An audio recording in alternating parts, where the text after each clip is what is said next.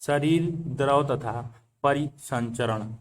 अब तक आप यह सीख चुके हैं कि जीवित कोशिकाओं को ऑक्सीजन, पोषण, अन्य आवश्यक पदार्थ उपलब्ध होने चाहिए। ऊतकों के सुचारू कार्य हेतु अपशिष्ट या हानिकारक पदार्थ जैसे कार्बन डाइऑक्साइड, CO2 का लगातार निष्कासन आवश्यक है। अतः इन पदार्थों के कोशिकाओं तक से चलन हेतु एक प्रभावी क्रियाविधि का होना आवश्यक था।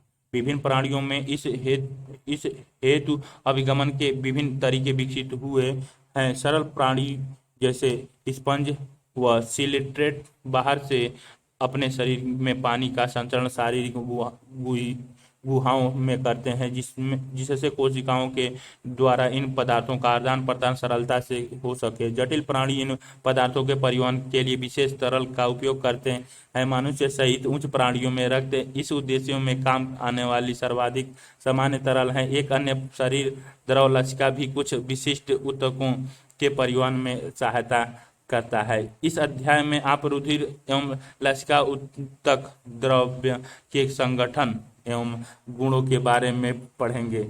इसमें रुधिर के परिसंचरण को भी समझाया गया है। रुधिर रक्त एक विशेष प्रकार का ऊतक है जिसमें द्रव्य अधात्री मैट्रिक्स, प्लाज्मा तथा अन्य संगठित संरचनाएं पाई जाती हैं। प्लाज्मा प्रद्रव्य एक हल्के पीले रंग का गाढ़ा तरल पदार्थ है जो रक्त के आयतन लगभग 55% होता है। प्रद्रव्य में 90 से 92% तक 6 से 8% प्रोटीन पदार्थ होते हैं। फाइब्रिनोजन, ग्लोब्यूलिन तथा एल्ब्यूमिन प्लाज्मा में उपस्थित मुख्य प्रोटीन है। फाइब्रिनोजेन की आवश्यकता रक्त थक्का बनाने या स्कंद में होती है। ग्लोबुलिन का उपयोग शरीर के प्रतिरक्षा तंत्र तथा एल्ब्यूमिन का उपयोग परासरणीय संतुलन के लिए होता है। प्लाज्मा में अनेक खनिज आयन जैसे sodium ion, calcium ion, magnesium double ion, HCO3, Cl- इत्यादि भी पाए जाते हैं। शरीर में संक्रमण की अवस्था में होने के कारण ग्लूकोज, अमीनो अम्ल तथा लिपिड भी प्लाज्मा में पाए जाते हैं। रुधिर का थक्का बनने तथा स्कंद के अनेक कारक प्रद्रव्य के साथ निष्क्रिय दशा में रहते हैं। बिना थक्का स्कंदन कारकों के प्लाज्मा को सीरम कहते हैं। संगठित पदार्थ लाल रुधिर कणिकाएं, इरिथ्रोसाइट, श्वेताणु, ल्यूकोसाइट तथा पट्टिकाणु, प्लेटलेट्स को संयुक्त रूप से संगठित पदार्थ कहते हैं। चित्र 18.1 और ये रक्त के लगभग 45% भाग बनाते हैं। इरिथ्रोसाइट रक्ताणु या लाल रुधिर कणिकाएं अन्य सभी कोशिकाओं से संख्या में अधिक होती हैं। एक स्वस्थ मनुष्य में ये कणिकाएं लगभग 50 से 50 लाख प्रति घन मिमी रक्त यानी 5 से 5.5 मिलियन प्रति घन मिमी होती हैं। वयस्क अवस्था में लाल रुधिर कणिकाएं लाल अस्थिमज्जा में बनती हैं। अधिकतर स्तनधारियों की लाल रुधिर कणिकाओं में केंद्रक नहीं होता तथा इनकी आकृति उभयावतल कोनकेव होती है। इनका लाल रंग एक लौह युक्त जटिल प्रोटीन हीमोग्लोबिन की उपस्थिति के कारण है। एक स्वस्थ मनुष्य में प्रति 100 मिली रक्त में लगभग 12 से 16 ग्राम हीमोग्लोबिन पाया जाता है। इन पदार्थों की श्वसन गैसों के परिवहन में महत्वपूर्ण भूमिका है। लाल रक्त कणिकाओं की औसत आयु 120 दिन होती है। तत्पश्चात इनका विनाश प्लीहा लाल रक्त कणिकाओं में कब्रिस्तान में होता है। ल्यूकोसाइट को हीमोग्लोबिन के अभाव के कारण तथा रंगहीन होने से श्वेत रुधिर कणिकाएं भी कहते हैं। इसमें केंद्रक पाए जाते हैं तथा इनकी संख्या लाल रक्त कणिकाओं की अपेक्षा कम और औसतन 6 से 8,000 प्रति घन मिमी रक्त होती है। सामान्यतः ये कम समय तक जीवित रहती हैं। इनको दो मुख्य श्रेणियों में बांटा गया है। कणिकाणु ग्रेनुलोसाइट तथा अकण कोशिका एग्रेनुलोसाइट न्यूट्रोफिल, इओसिनोफिल व बेसोफिल कणिकाणु के प्रकार हैं, जबकि लिम्फोसाइट तथा मोनोसाइट अकण कोशिका के प्रकार हैं। श्वेत रुधिर कोशिकाओं में न्यूट्रोफिल की संख्या में सबसे अधिक लगभग 60 से 65% तथा बेसोफिल संख्या में लगभग कम से 0.5 से 1% होते हैं। आरबीसी, प्लेटलेट्स यो सोनो योस eosinophil, basophil, neutrophil, lymphocyte, T lymphocyte, B lymphocyte. रक्त की संगठित पदार्थ, रक्त में संगठित पदार्थ चित्र 18.1 में प्रदर्शित है। न्यूट्रोफिल तथा मोनोसाइट 6 से 8% भक्षण कोशिका होती हैं जो अंदर प्रवेश करने वाले बाह्य जीवों को समाप्त करती हैं। बेसोफिल हिस्टामिन, सीरोटोनिन, हिपोरिन आदि का स्राव करती हैं तथा शोधकारी क्रियाओं में सम्मिलित होती हैं। इओसिनोफिल 2 से 3% संक्रमण से बचाव करती हैं तथा एलर्जी प्रतिक्रिया में सम्मिलित रहती हैं। लिम्फोसाइट 20 से 25%, मुख्यतः 2 प्रकार की हैं, बी तथा टी। बी और टी दोनों प्रकार की लिम्फोसाइट शरीर की प्रतिरक्षा के लिए उत्तरदायी हैं। पट्टिकाणु प्लेटलेट्स को थ्रोम्बोसाइट भी कहते हैं। ये मेगाकैरियोसाइट अस्थि मज्जा की विशेष कोशिका के टुकड़ों में विखंडन से बनती है। रक्त में इनकी संख्या 1.5 से 3.5 लाख घन मिमी होती है। प्लेटलेट्स कई प्रकार के पदार्थ स्रावित करती हैं जिनमें अधिकांश रुधिर का थक्का जमाने स्कंद में सहायता और प्लेटलेट्स की संख्या में कमी के कारण स्कंद जमाव में विकृति हो जाती है तथा शरीर से अधिक रक्त स्राव हो जाता है। रक्त समूह ब्लड ग्रुप, जैसा कि आप जानते हैं कि मनुष्य का रक्त एक जैसा दिखते हुए भी कुछ अन्य अर्थों में भिन्न होते हैं। रक्त का कई तरीके से समूहीकरण किया गया है। इनमें से 2 मुख्य समूह एबीओ तथा आरएचओ का उपयोग पूरे विश्व में होता है। एबीओ एबीओ समूह मुख्यतः लाल रुधिर कणिकाओं की सतह पर 2 प्रतिजन एंटीजन की उपस्थिति या अनुपस्थिति पर निर्भर होता है। ये एंटीजन ए और बी हैं जो प्रतिरक्षा अनुक्रिया को प्रेरित करते हैं। इसी प्रकार विभिन्न व्यक्तियों में 2 प्रकार के प्राकृतिक प्रतिरक्षा एंटीबॉडी शरीर प्रतिरोधी मिलते हैं। प्रतिरक्षी वे प्रोटीन जो पदार्थ हैं जो प्रतिजन के विरुद्ध पैदा होते हैं। 4 समूह रक्त समूहों ए बी और ओ में प्रतिजन तथा प्रतिरक्षा की स्थिति को देखते हैं जिसको तालिका 18.1 में दर्शाया गया है। रक्त समूह तथा रक्तदाता सुयोग्य रक्त समूह ए बी ओ लाल रुधिर कणिकाओं पर प्रतिजन ए बी अनुपस्थित। प्लाज्मा में प्रतिरक्षा एंटीबॉडीज में एंटी ए अनुपस्थित। एंटी ए कामा बी रक्तदाता समूह ए बी ओ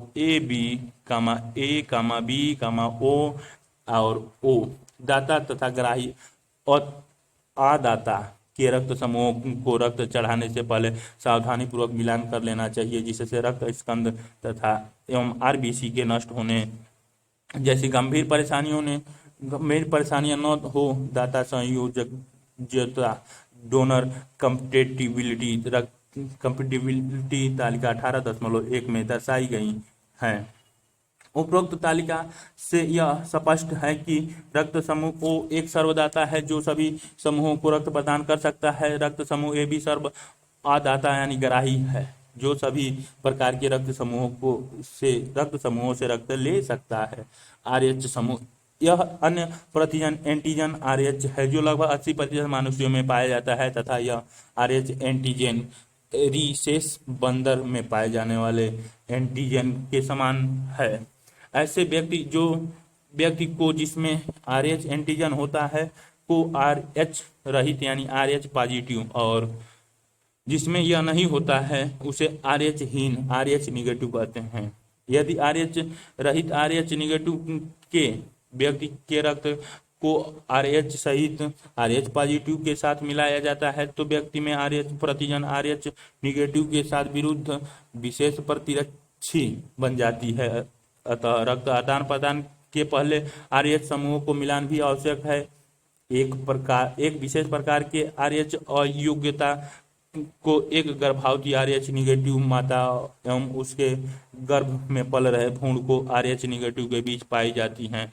अपरा द्वारा पृथक रहने के कारण भ्रूण का आरएच एंटीजन सगर्भता में माता के आरएच निगेटिव को प्रभावित नहीं कर पाता। लेकिन फिर भी पहले प्रसव के समय माता के RH निगेटिव रक्त से शिशु के RH पॉजिटिव रक्त के संपर्क में आने की संभावना रहती है। ऐसी दशा में माता के रक्त में RH प्रतिरक्षी बनाना प्रारंभ हो जाता है। यह प्रतिरोधी में एंटीबॉडीज बनाना शुरू कर देती हैं। यदि परिवर्ती गर्भावस्था होती है तो रक्त में RH निगेटिव भ्रूण के रक्त RH पॉजिटिव में रक्त RH प्रतिरक्षी का रिसाव हो सकता है और इससे भ्रूण की लाल रुधिर कणिकाएं नष्ट हो जाती हैं। यह भ्रूण के लिए जानलेवा हो सकती हैं या उस रक्ताल्पता खून की कमी और पीलिया हो सकती है। ऐसी दशा में इरिथ्रोब्लास्टोसिस फीटलिस गर्भाताड़ु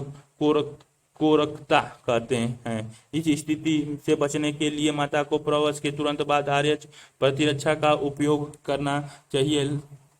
रक्त स्कंदन रक्त का जमाव किसी चोट या आघात की प्रतिक्रिया स्वरूप रक्त स्कंदन होता है। यह क्रिया शरीर से बाहर अत्यधिक रक्त को बहने से रोकती है। क्या आप जानते हैं ऐसा क्यों होता है? आपने किसी चोट घात या घाव पर कुछ समय बाद गहरे लाल व भूरे रंग का झाग सा आवश्यक देखा होगा। यह रक्त का स्कंदन या थक्का है जो मुख्यतः फाइब्रिन धागे के जाल से बनता है। इस जाल में मरे तथा क्षतिग्रस्त संगठित पदार्थ भी उलझे हुए होते हैं। फाइब्रिन रक्त प्लाज्मा में उपस्थित एंजाइम्स थ्रोम्बिन की सहायता से फाइब्रिनोजन से बनती है। थ्रोम्बिन की रचना प्लाज्मा में उपस्थित निष्क्रिय प्रोथ्रोम्बिन से होती है। इसके लिए थ्रोम्बोकिनाइनेज एंजाइम समूह की आवश्यकता होती है। यह एंजाइम समूह रक्त प्लाज्मा में उपस्थित अनेक निष्क्रिय कारकों की सहायता से एक के बाद एक अनेक एंजाइम्स प्रतिक्रिया की श्रृंखला सोपानी प्रक्रम से बनता है। एक चोटी या घात रक्त में उपस्थित प्लेटलेट्स की विशेष कारकों को मुक्त करने के लिए प्रेरित करती है जिनसे स्कंदन की प्रक्रिया शुरू होती है। क्षतिग्रस्त ऊतकों द्वारा भी चोट की जगह पर कुछ कारक मुक्त होते हैं जो स्कंदन को प्रारंभ कर सकते हैं। इस प्रक्रिया में कैल्शियम आयन की भूमिका बहुत महत्वपूर्ण होती है। लसिका ऊतक द्रव जब ऊतकों की कोशिकाओं से होकर गुजरता है तब बड़े प्रोटीन अणु एवं संगठित पदार्थ को छोड़कर रक्त से जल एवं जल में घुलनशील पदार्थ कोशिकाओं से बाहर निकल जाते हैं। इस तरल को अंतराली द्रव या ऊतक द्रव कहते हैं। इसमें प्लाज्मा के समान ही खनिज लवण पाए जाते हैं। रक्त तथा कोशिकाओं के बीच पोषक पदार्थ एवं गैसों का आदान प्रदान इसी द्रव में होता है। वाहिकाओं का विस्तृत जाल जो लसिका तंत्र लिम्फोटिक सिस्टम कहलाता है इस द्रव को एकत्र कर बॉडी शिराओं में वापस छोड़ता है। लसिका तंत्र में उपस्थित यह द्रव तरल को लसिका कहते हैं। लसिका एक रंगहीन द्रव है जिसमें विशिष्ट लिम्फोसाइट मिलते हैं। लिम्फोसाइट शरीर की प्रतिरक्षा अनुक्रिया के लिए उत्तरदायी है। लसिका पोषक पदार्थ हार्मोन आदि के समूहन के लिए महत्वपूर्ण होते हैं। आंत्र अंकुर में उपस्थित लैक्टियल वसा को लसिका द्वारा अवशोषित करते हैं। संचरण दो तरह का होता है जो खुला एवं बंद होता है। खुला परिसंचरण तंत्र आर्थ्रोपोडा संधिपाद और मोलास्का में पाया जाता है जिसमें हृदय द्वारा रक्त वाहिकाओं में पंप किया जाता है जो कि रक्त स्थान कोटरों में खुलता है। एक कोटर वस्तुतः देह गुहा होती है। एनेलिडा तथा कशेरुकी में बंद प्रकार का परिसंचरण तंत्र पाया जाता है जिसमें हृदय से रक्त का प्रवाह एक दूसरे से जुड़ी रक्त वाहिनियों के जाल में होता है। इस तरह का रक्त परिसंचरण पथ ज्यादातर लाभदायक होता है क्योंकि इसमें रक्त प्रवाह आसानी से नियमित किया जाता है। सभी कशेरुकी में कक्षों से बना हुआ पेशी हृदय होता है। मछलियों में 2 कक्षीय हृदय होता है जिसमें एक अलिंद तथा एक निलय होता है। उभयचरों तथा सरीसृपों रेप्टाइल्स का मगरमच्छ को छोड़कर हृदय 3 कक्षों से बना होता है जिसमें 2 अलिंद तथा एक निलय होता है जबकि मगरमच्छ पंछियों तथा स्तनधारियों में 4 हृदय कक्ष का बना होता है जिसमें 2 अलिंद तथा 2 निलय होते हैं। मछलियों में हृदय भी ऑक्सीजनित रुधिर बाहर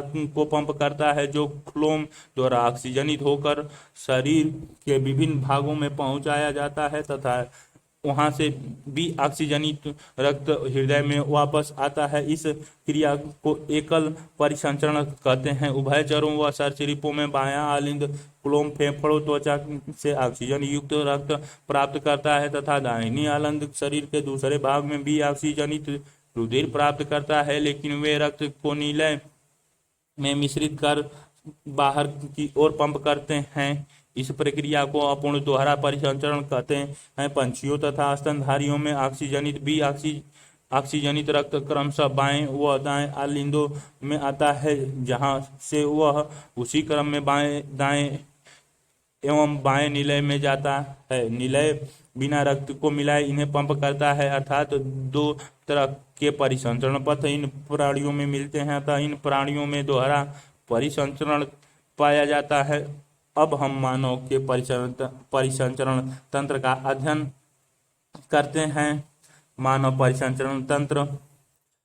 परिसंचरण तंत्र जिसमें रक्तवाहिनी तंत्र भी कहते हैं, जिसमें कक्षों से बना पेशीय हृदय शाखित बंद रक्तवाहिनियों का एक जाल रक्त एवं तरल समाहित होता है। इन रक्त इनमें बहने वाला एक तरल है, जिसके बारे में आप विस्तृत रूप से अध्याय के पूर्ववर्ती पृष्ठों में पढ़ चुके हैं। हृदय की उत्पत्ति मध्य जन स्तर मीसोडर्म से होती है तथा यह दोनों फेफड़ों के मध्य वक्ष गुहा में स्थित रहता है।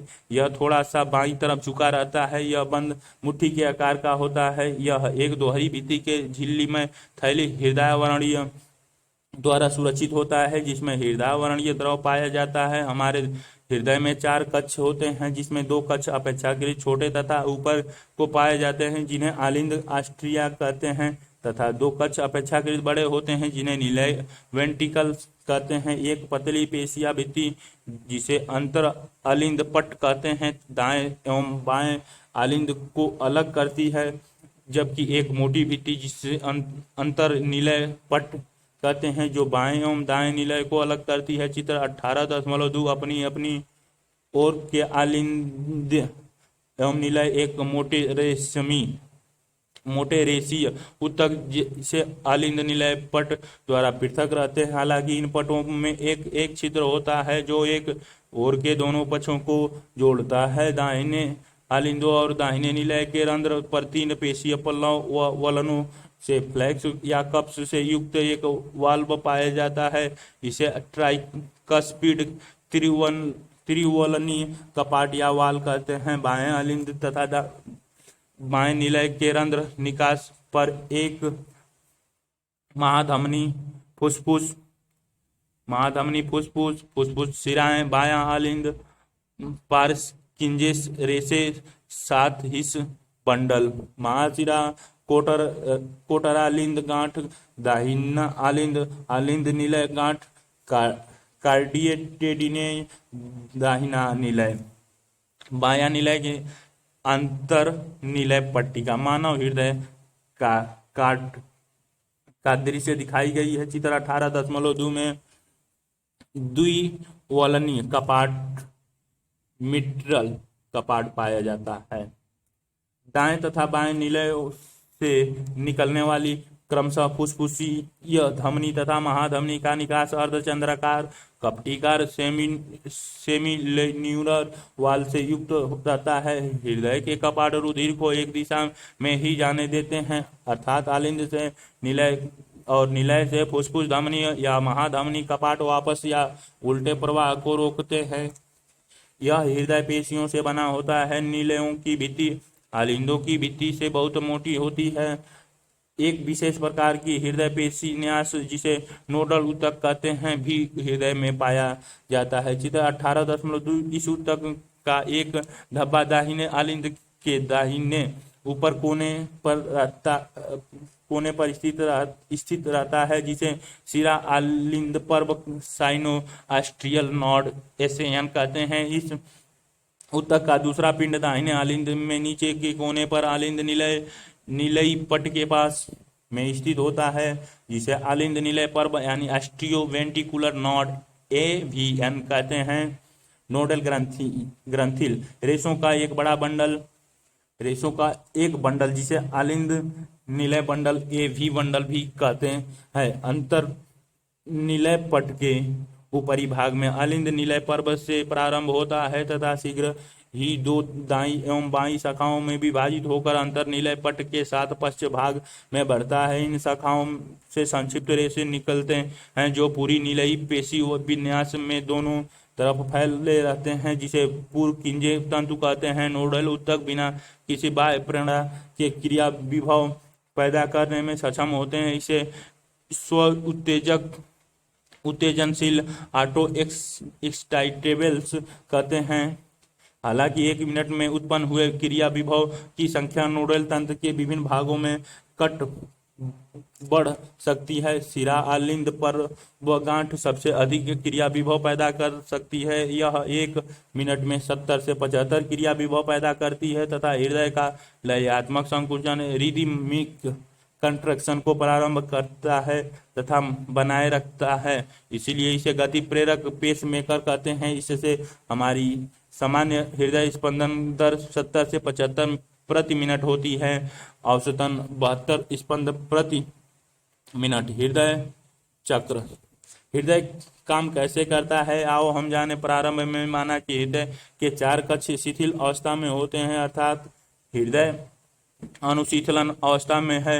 इस समय त्रिवलन या द्विवलन कपाट खुले रहते हैं, जिससे रक्त फुसफुस शिरा तथा महाशिरा से क्रमशः बाएं तथा दाएं आलिंद से होता हुआ बाएं तथा दाएं निलय में पहुंचता है। अर्धचंद्र पट्टिका इस अवस्था में बंद रहती है। अब शिरा आलिंद पर्वत SAN क्रिया विभव पैदा करता है जो दोनों आलिंदों को प्रेरित कर आलिंद प्रगुंजन एट्रियल सिस्टोल पैदा करती है। इस क्रिया से रक्त का प्रवाह निलय में लगभग 30% बढ़ जाता है। निलय में क्रिया विभव का संचालन आलिंद निलय पर्वत तथा आलिंद निलय बंडल द्वारा होता है, जहां से हिज के बंडल इसे निलयी पेशीन्यास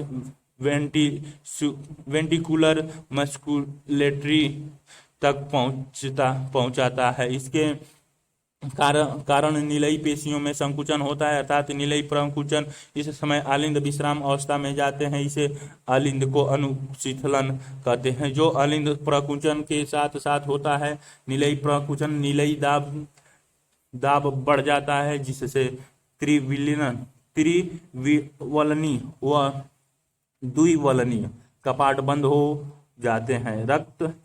रक्त विपरीत दिशा अर्थात आलिंद में नहीं आता है। जैसे ही निलय दबाव बढ़ाता है, अर्धचंद्र पट्टिकाएं जो फुसफुसीय धमनी दाईं ओर तथा महाधमनी बाईं ओर पर स्थित होते हैं, खुलने के लिए मजबूर हो जाते हैं, जिसके रक्त इन धमनियों में होता हुआ परिसंचरण मार्ग में चला जाता है। निलय अब शिथिल हो जाते हैं तथा इसे निलयी अनुशीतलन कहते हैं। इस तरह निलय का दाब कम हो जाता है, जिससे अर्धचंद्राकार पट्टिका बंद हो जाती है, जिससे रक्त का विपरीत प्रवाह निलय में नहीं होता। निलय दाब और कम होता है, अतः आलिंद में रक्त का दाब अधिक होने के कारण त्रिवलनीय कपाट तथा द्विवलनीय कपाट खुल जाते हैं। इस तरह शिराओं से आए हुए रक्त का प्रवाह आलिंद से पुनः निलय में शुरू हो जाता है। निलय तथा आलिंद एक बार पुनः, जैसा कि ऊपर लिखा गया है, शिथिला अवस्था में चले जाते हैं। शिरा आलिंद पर्व कोटरालिंद गांठ पुनः क्रिया विभव पैदा करती है तथा उपरोक्त वर्णित से सारी क्रिया को दोहराती है, जिससे यह प्रक्रिया लगातार चलती रहती है। एक हृदय स्पंदन के आरंभ से दूसरे स्पंदन के आरंभ, एक संपूर्ण हृदय स्पंदन होने के बीच के घटनाक्रम को हृदय कक्ष कार्डिक साइकिल कहते हैं तथा इस क्रिया में दोनों आलिंदों तथा दोनों निलयों का प्रकुंचन तथा अनुशीतलन सम्मिलित होता है। जैसा कि ऊपर वर्णन किया जा चुका है कि हृदय स्पंदन 1 मिनट में 72 बार होता है, अर्थात 1 मिनट में कई बार हृदय चक्र होता है। इससे एक चक्र का समय 0.8 सेकेंड निकाला जा सकता है। प्रत्येक हृदय चक्र में निलय 70 मिली रक्त पंप करता है, जिससे प्रवाह आयतन कहते हैं। प्रवाह आयतन को हृदय दर से गुणा करने पर हृदय निकास कहलाता है। इसीलिए हृदय निकास प्रत्येक निलय द्वारा रक्त की मात्रा को प्रति मिनट बाहर निकालने की क्षमता है, जो एक स्वस्थ मात्रा में औसतन 5 मिली हजार यानी 5 लीटर होती है। हम प्रवाह आयतन तथा हृदय दर को बदलने की क्षमता रखते हैं, इससे हृदय निकासी भी बदलता है। उदाहरण के तौर पर खिलाड़ी धावक का हृदय निकास सामान्यतः मनुष्य से अधिक होता है। हृदय चक्र के दौरान दो महत्वपूर्ण ध्वनियां स्टेथोस्कोप द्वारा सुनी जा सकती हैं। प्रथम ध्वनि लब त्रिवलनी तथा द्विवलनी कपाट के बंद होने से संबंधित है, जबकि दूसरी ध्वनि डब अर्ध चंद्र कपाट के बंद होने से संबंधित है। इन दोनों ध्वनियों का चिकित्सकीय निदान में बहुत महत्व है। विद्युत हृदय इलेक्ट्रोकार्डियोग्राफी। आप शायद अस्पताल के टेलीविजन के दृश्य से चिर परिचित होंगे। जब कोई बीमार व्यक्ति हृदय घात के कारण निगरानी मशीन मॉनिटरिंग मशीन पर रखा जाता है, तब आप पीप पीप पी और पीप पीप पी की आवाज़ सुन सकते हैं। इस तरह की मशीन इलेक्ट्रोकार्डियोग्राफी का उपयोग विद्युत हृदय इलेक्ट्रोकार्डियोग्राफी ईसीजी प्राप्त करने के लिए किया जाता है। चित्र 18.3 ईसीजी हृदय चक्र की विद्युत क्रियाकलापों का आरेख प्रस्तुतिकरण है। बीमार व्यक्ति के मानक ईसीजी 8.3 मानव ईसीजी का रेखांकित चित्रण PQRS-T का रेखा दिखाया गई है। ईसीजी से प्राप्त करने के लिए मशीन से रोगी को 3 विद्युत लीड से दोनों कलाइयों तथा बाईं ओर की एड़ी जोड़कर लगातार निगरानी करके प्राप्त कर सकते हैं। हृदय क्रियाओं के विस्तृत मूल्यांकन के लिए कई तरह लीड्स को सीने से जोड़ा जाता है। यहाँ हम केवल मानक ईसीजी के बारे में बताएंगे। ईसीजी के प्रत्येक चर्मोकर्षक में P से T तक दर्शाया जाता है, जो हृदय की विशेष विद्युत क्रियाओं के प्रदर्शित करता है। पी तरंग को आलिंद के उद्दीपन विध्रुवण के रूप में प्रस्तुत किया जाता है, जिससे दोनों आलिंदों का संकुचन होता है। क्यूआरएस समृद्ध निलय के अध्रुवण को प्रस्तुत करता है, जो निलय के संकुचन को शुरू करता है। संकुचन क्यू तरंग के तुरंत बाद शुरू होता है, जो प्रकुंचन स्टोलर की शुरुआत को घोतक है। टी तरंग निलय का उत्तेजना से सामान्य अवस्था में वापिस आने की स्थिति को प्रदर्शित करता है। टी तरंग का अंत प्रकुंचन अवस्था की समाप्ति का घोतक है। स्पष्टता, यह एक निश्चित समय में क्यूआरएस समृद्ध की संख्या गिनने पर एक मनुष्य के हृदय स्पंदन दर भी निकाली जा सकती है। यद्यपि तरह तरह के व्यक्तियों की ईसीजी संरचना एवं आकृति सामान्य होती है, इस आकृति में कोई परिवर्तन किसी संभावित असामान्य अथवा बीमारी को इंगित करता है। अतः यह किसी चिकित्सीय महत्व बहुत ज्यादा है। द्विसंचरण डबल सर्कुलेशन। रक्त अनिवार्य रूप से एक निर्धारित मार्ग में रक्त वाहिनियों, धमनी एवं शिराओं से बहता है। मूल रूप से प्रत्येक धमनी और शिरा में 3 परतें होती हैं। अंदर की परत सल्की, अंतराच्छेदिक ऊतक, अंतःस्त्र कंचुक, चिकनी पेशियों एवं लचीले रेशे से युक्त मध्य कंचुक एवं कोलेजन रेशों से युक्त रेशेदार संयोजी ऊतक बाह्य कंचुक। शिराओं में मध्य कंचुक अपेक्षाकृत पतला होता है। चित्र 18.4 जैसा कि पहले बताया जा चुका है कि दाहिने निलय द्वारा पंप किया गया रक्त फुफ्फुस धमनियों में जाता है, जबकि बाएं निलय से रक्त महाधमनी में जाता है। ऑक्सीजन रहित रक्त फेफड़ों में ऑक्सीजन युक्त होकर फुफ्फुस शिराओं से होता हुआ बाएं आलिंद में आता है। यह संचरण तथा फुफ्फुस संचरण कहलाता है। ऑक्सीजनित रक्त महाधमनी से होता हुआ धमनिकाओं तथा केशिकाओं कैपिलरीज से होता हुआ ऊतक तक जाता है और यहाँ से ऑक्सीजन रहित होकर शिराओं तथा महाशिराओं से होता हुआ दाहिने आलिंद में आता है। यह एक क्रमबद्ध परिसंचरण है। यह क्रमबद्ध परिसंचरण पोषक पदार्थ, ऑक्सीजन तथा अन्य जरूरी पदार्थों को ऊतक तक पहुंचाता है तथा वहां से कार्बन डाइऑक्साइड, CO2 तथा हानिकारक पदार्थों को बाहर निकालने के लिए ऊतकों से दूर ले जाता है। एक अनूठी संवहनी संवर्धक आहार नाल तथा यकृत के बीच उपस्थित होती है, जिसे यकृत न्यूवाहिका परिसंचरण तंत्र हिपेटिकोपोर्टल सिस्टम कहते हैं। यकृत न्यूवाहिका शिरा रक्त को इसके पहले कि वह क्रमबद्ध परिसंचरण में अंतर से यकृत तक पहुंचाती है। हमारे शरीर में एक विशेष हृदय परिसंचरण तंत्र केरोनरी सिस्टम पाया जाता है, जो को रक्त सिर्फ को हृदय पेशी न्यास तक ले जाता है तथा वापस लाता है। फेफड़ा, फुफ्फुस धमनी, फुफ्फुस शिरा, आर ए आर भी, एल ए एल भी, पृष्ठ महाधमनी, महाशिरा, चिकनी पेशी अवकाशिका शिरा, चिकनी पेशी धमनी अवकाशिका शिरा, शरीर अंग शिरा और कोशिका। मानव रक्त परिसंचरण की का आरेखीय चित्रण किया गया है। ये फेफड़े से लेकर नीचे कोशिका तक।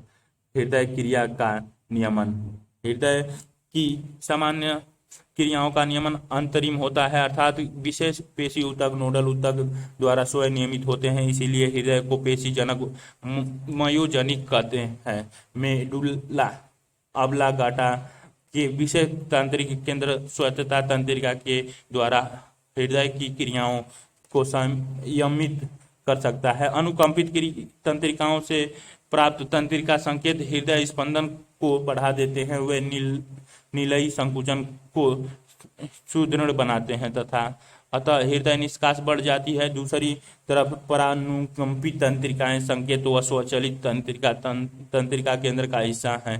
हृदय स्पंदन एवं क्रिया विभव का समूहन गति कम करते हैं, अतः यह हृदय निकासी को कम करते हैं। अतिविक्र अंतःस्था एडिनल मेडुला का हार्मोन भी हृदय निकास को बढ़ा सकता है। परिसंचरण की विकृतियां, उच्च रक्तदाब, अति तनाव रक्तदाब की वह अवस्था है जिसमें रक्तचाप सामान्यतः 120 से 80 से अधिक होता है। इस मापदंड में 120 mmHg मिलीमीटर में मरकरी दाब को प्रकुंचन या पंपिंग दाब या 80 mmHg को अनुशीतलन या विराम काल सहज रक्तदाब कहते हैं। यदि किसी का रक्तदाब बार बार मापने पर भी व्यक्ति 140, 90 या इससे अधिक होता है तो वह अति तनाव प्रदर्शित करता है। उच्च रक्तचाप हृदय की बीमारियों को जन्म देता है तथा अन्य महत्वपूर्ण अंगों जैसे मस्तिष्क तथा विक्र जैसे अंगों को प्रभावित करता है। धमनी रोग, हृदय धमनी रोग CAD हृदय धमनी बीमारी या रोग को प्रायः एथीरोकांठिया एथीरोस्क्लेरोसिस के रूप में संदर्भित किया जाता है, जिसमें हृदय पेशी को रक्त की आपूर्ति करने वाली वाहिनियां प्रभावित होती हैं। यह बीमारी धमनी के अंदर कैल्शियम अवसाद तथा अन्य रेशमीय ऊतकों के जाम होने से होती है, जिससे धमनी की अवकाशिकी संकरी हो जाती है। हृदय शूल एंजाइना, इसे एंजाइना पेक्टोरिस, हृदय शूल पेक्टोरिस भी कहते हैं। हृदय पेशी में जब पर्याप्त ऑक्सीजन नहीं पहुंचती है तब सीने में दर्द वक्ष पीड़ा होता है, जो एंजाइम हृदय शूल की पहचान है। हृदय शूल स्त्री या पुरुष दोनों में किसी भी उम्र में हो सकता है, लेकिन मध्यावस्था अथवा वृद्धावस्था में यह सामान्यतः होता है। यह अवस्था रक्त प्रवाह के प्रभावित होने से होता है। हृदयपात हार्ट फेलियर, हृदयपात वह अवस्था है जिसमें हृदय शरीर के विभिन्न भागों में आवश्यकता अनुसार पर्याप्त आपूर्ति नहीं कर पाता है। इसको कभी कभी संकुलित हृदयपात भी कहते हैं, क्योंकि फुफ्फुसों का संकुलन हो जाना भी उस बीमारी का प्रमुख लक्षण है। हृदयपात ठीक हृदयघात की भांति नहीं होता है। जैसा हृदयघात में हृदय की धड़कन बंद हो जाती है, जबकि हृदयपात में हृदय पेशी को रक्त आपूर्ति अचानक अपर्याप्त हो जाने से एकाएक क्षति पहुंचाती है। सारांश, क से रुकी द्रव संयोजी ऊतकों को पूरे शरीर में संचारित करते हैं, जिसके द्वारा आवश्यक पदार्थ कोशिकाओं तक पहुंच जाते हैं तथा वहां से अवशिष्टों को शरीर से बाहर निकालते हैं। दूसरे द्रव, जिससे लसिका ऊतक द्रव कहते हैं, भी कुछ पदार्थों को अभिगमित करता है। रक्त द्रव और धात्रि मैट्रिक्स प्लाज्मा तथा संगठित पदार्थों से बना होता है। लाल रुधिर कणिकाएं RBC, इरिथ्रोसाइट, श्वेत रुधिर कणिकाएं ल्यूकोसाइट तथा प्लेटलेट्स थ्रोम्बोसाइट संगठित पदार्थ का हिस्सा है। मानव का रक्त 4 समूह A, B, AB, O में वर्गीकृत किया गया है। इस वर्गीकरण का आधार लाल रुधिर कणिकाओं की सतह पर दो एंटीजन ए अथवा बी की उपस्थिति अथवा अनुपस्थिति होना।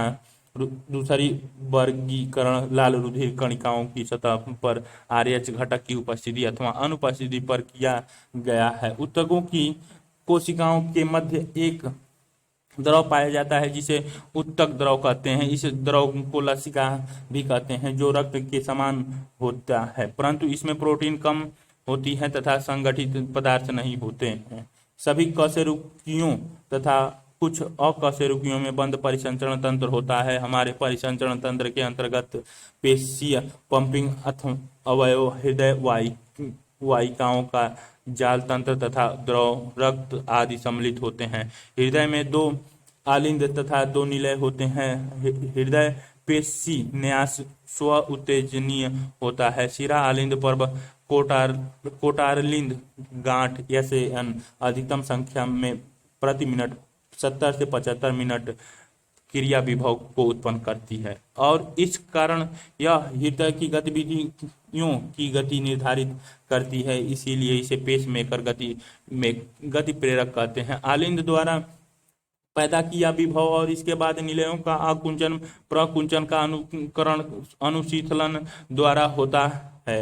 यह प्रकुंचन रक्त के आलिंद से निलयों की ओर बहाव के लिए दबाव डालता है और वहां से फुफ्फुसीय धमनी और महाधमनी तक ले जाता है। हृदय की इस क्रमिक घटना को एक चक्रीय के रूप में बार बार दोहराया जाता है, जिसे हृदय चक्र कहते हैं। एक स्वस्थ व्यक्ति प्रति मिनट ऐसे 72 चक्रों को प्रदर्शित करता है। एक हृदय चक्र के दौरान प्रत्येक निलय द्वारा लगभग 70 मिली रक्त बार बार पंप किया जाता है। इसे स्ट्रोक या विस्पंदन आयतन कहते हैं। हृदय के निलय द्वारा प्रति मिनट पंप किया गया रक्त आयतन को हृदय निष्कास कहते हैं और यह स्ट्रोक आयतन तथा स्पंदन दर के गुणांक बराबर होता है।